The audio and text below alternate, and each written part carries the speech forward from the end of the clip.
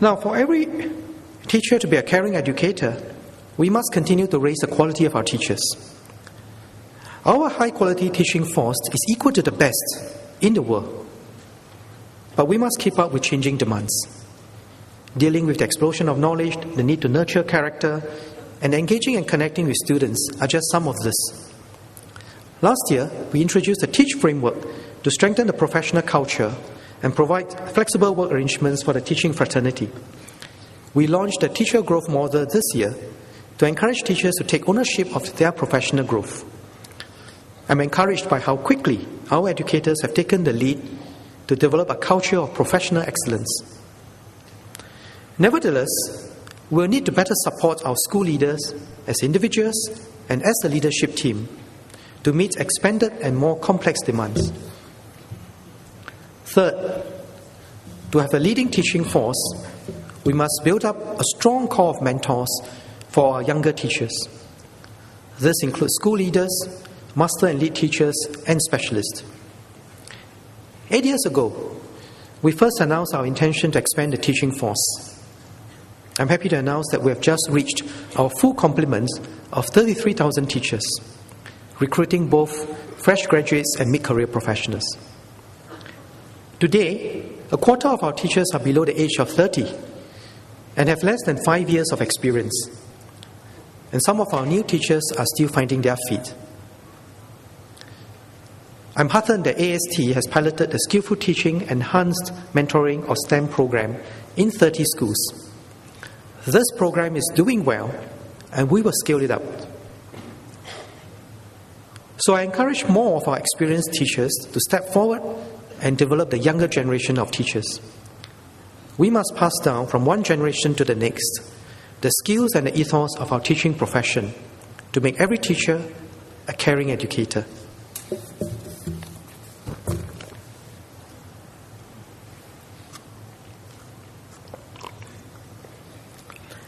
The fourth attribute I will touch on is every parent a supportive partner. Parents are a child's first teachers. Parents are our most important partners. Teachers cannot be surrogate parents. I hope parents value teachers as their partners too. Teachers are often anxious about dealing with demanding parents. I understand. I've met some myself. I recently had a father who came to see me for help, and he began his comments with a string of expletives about the teachers in his son's school. Now, with such an attitude in front of me, I could only imagine how he would be like in meeting our teachers and how he would be treating our teachers. So I told him quite firmly that if he wanted us to help him, he must help himself. There is absolutely no excuse for bad behavior. More recently, we had a mother who filed a police report and went to the media, aggrieved that his son's $60 haircut was ruined by the teacher. The simple fact is, the son was reminded over and over again to trim his hair, and when that failed, the school sent a letter. And the mother's response?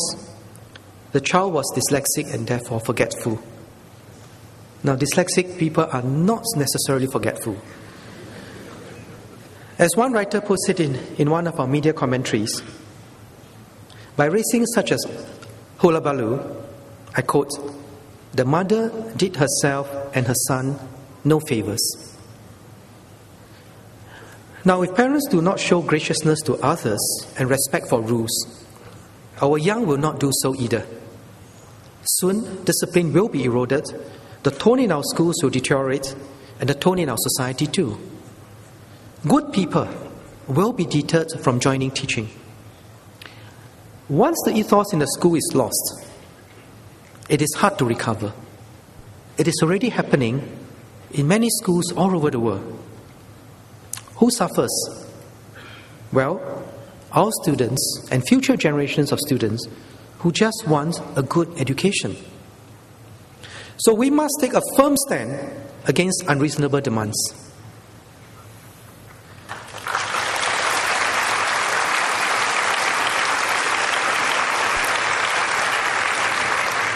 Thankfully, the vast majority of our parents are supportive partners. And among them, there's a wide range of parenting styles and a wide range of needs. I've come across many who are well-meaning, who love their children, but don't know what to do.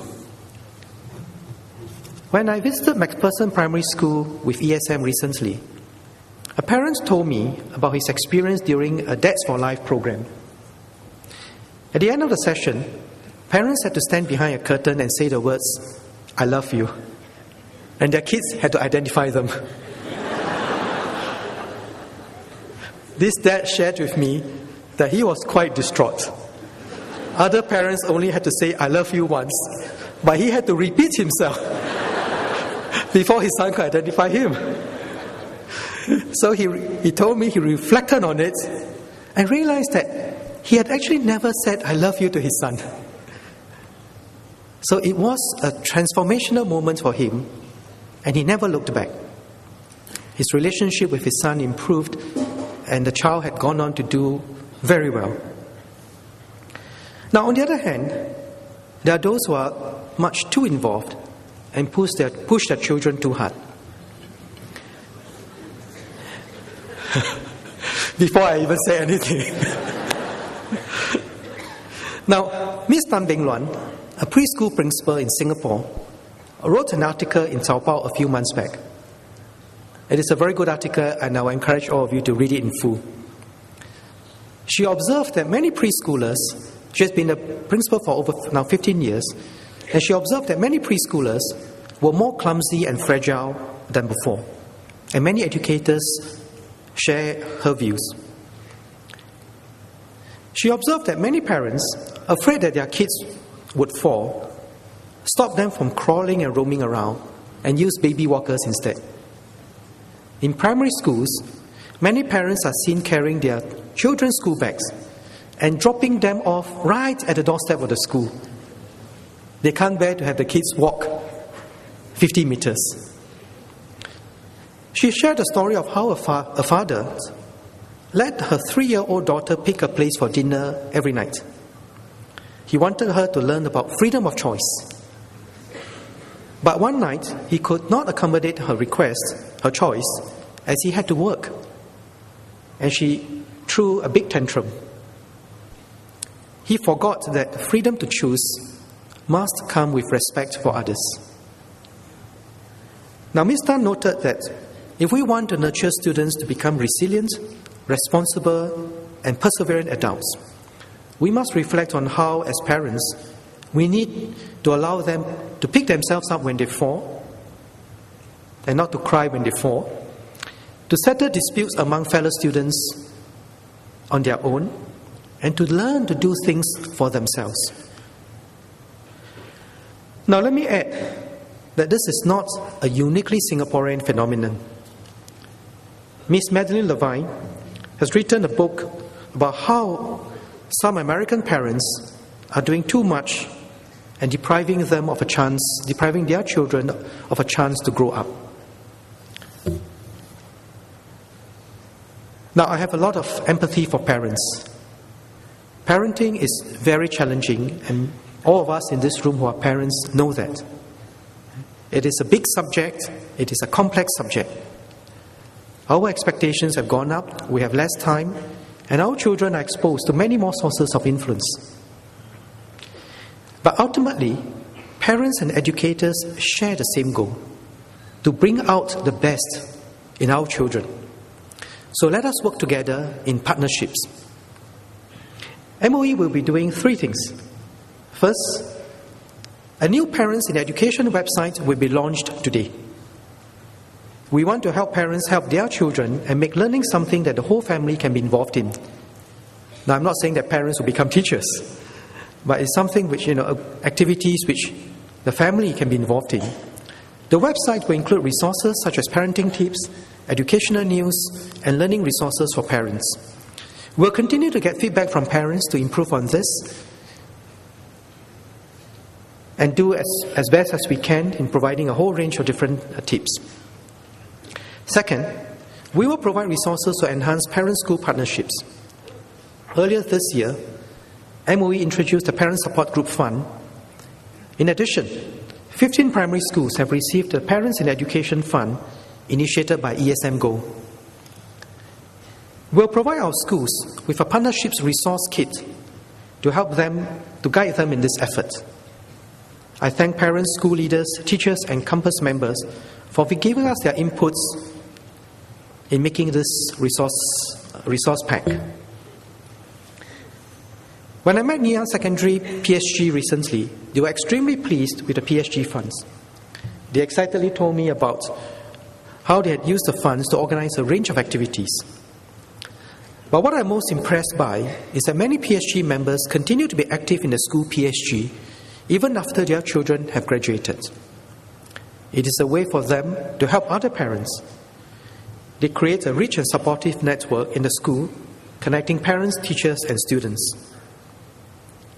Third, we believe that this conversation of supporting each other and informing each other on parenting tips is best done among parents. We have been expanding our engagement sessions with parents so that parents have a conversation with each other on what are some of their best practices. Over the past year, our senior parliamentary secretaries, Seaman and Hawazi, and campus members have been busy engaging parents. One of these parent engagement sessions was led by Hawazi, and I'll share a short video with you.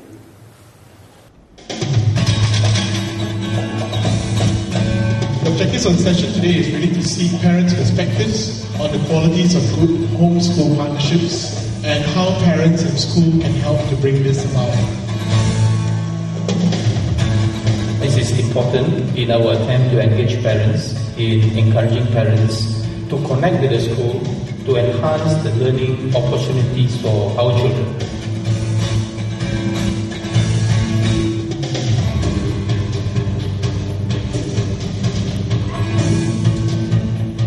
One thing that I learned is different views from different parents from different schools, and we are able to share all the ideas together. We have working parents, non-working parents who are together in this hand in hand. There are a lot of good ideas that we share amongst ourselves, and these will be collected and tabled for subsequent follow-up action.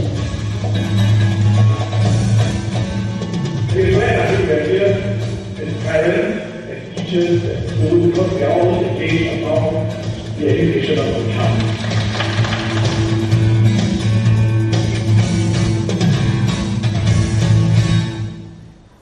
Well, I want to thank our ETD department for putting up all these wonderful videos. I think it's a great piece of work.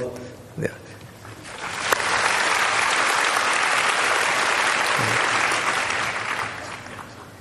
Now, in the spirit of this partnership, let me now pull together the 4 interrelated attributes of a student-centric, values-driven education